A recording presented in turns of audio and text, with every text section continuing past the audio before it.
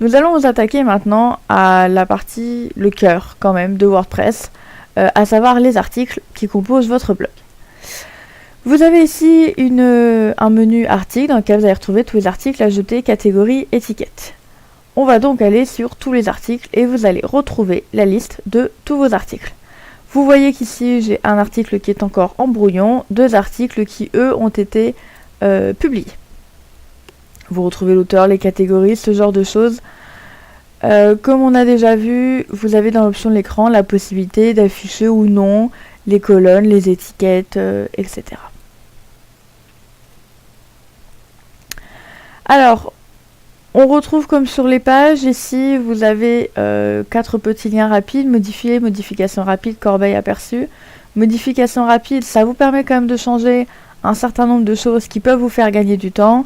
Le titre, l'identifiant, la date, éventuellement de le mettre en privé, de modifier la catégorie, de modifier les étiquettes, autoriser les commentaires ou non, autoriser les notifications par ping ou pas, et de passer d'un état brouillon à publier ou l'inverse.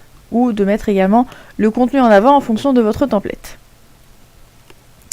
Et bien là, ce que je voulais vous montrer moi, c'est comment modifier. Donc si je veux modifier un article, je clique dessus et je me retrouve dans un éditeur, comme un éditeur texte. On a exactement la même présentation que sur une page, c'est la présentation de base de WordPress. Donc on retrouve le principe des styles préformatés de WordPress, la possibilité de mettre en gras, des puces, etc. Si la ligne en dessous n'apparaît pas, hop là, il suffit de l'avoir ici. Vous pouvez aussi avoir des types d'articles, par défaut en passant images, vidéos, citations, etc. Ça, je vous laisse explorer par vous-même pour voir les différences. Surtout que ça va varier, parfois en fonction de votre template. Vous avez également l'état, est-ce que c'est publié, visible ou non, et vous avez les catégories. Un article peut être dans une ou plusieurs catégories, mais il en aura toujours une. Alors, par défaut, quand vous installez votre site, si vous n'avez pas choisi de catégorie, il sera dans la catégorie Uncategorized. Sachez que dans cette partie réglage, vous pouvez modifier cet élément par défaut et choisir dans quelle catégorie seront par défaut vos articles quand vous ne leur choisissez pas de catégorie. Vous retrouvez ici les étiquettes et l'image mise en avant. J'attire votre attention sur cette partie-là. Auparavant, c'était une partie qui était peu utilisée dans les templates.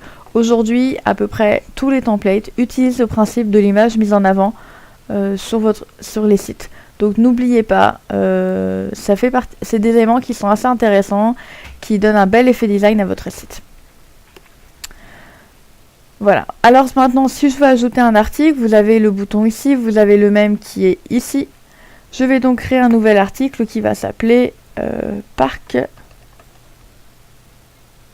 Donc il va s'appeler Apprentissage. Un petit texte et on va se retrouver. Voilà, je peux le mettre en citation, je peux mettre un titre.